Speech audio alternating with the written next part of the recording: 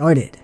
Rule number 1. Know how to separate an asset from a liability. This is one of Kiyosaki's simplest yet most powerful rules, worthy of a mention. This states that the rich fully understand the difference between an asset and a liability. In simple terms, assets are those things that make you money. Liabilities are those things that make you lose money. The rich focus on building or buying assets and limiting liabilities, and only buying those liabilities if the assets can pay for them. Sounds simple, but this can quickly become more complicated depending on the person's financial goals.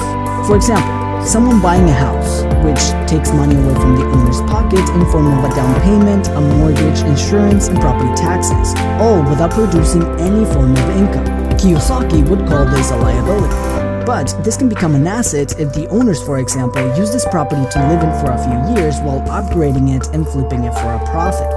If they pay the same amount in their mortgage payment that they would pay in rent, they are technically not in the negative, and if by the end they end up making a profit, then this house has become an asset. Something important to understand is that Kiyosaki, when determining what an asset and a liability is, his main focus is cash flow, or the amount of money this asset produces on a recurring basis. The reason why Kiyosaki does not consider a house to live in an asset is because it produces negative cash flow. In other words, it takes away a portion of your income in order to eventually own it, even if it can be sold for a higher price later in the future.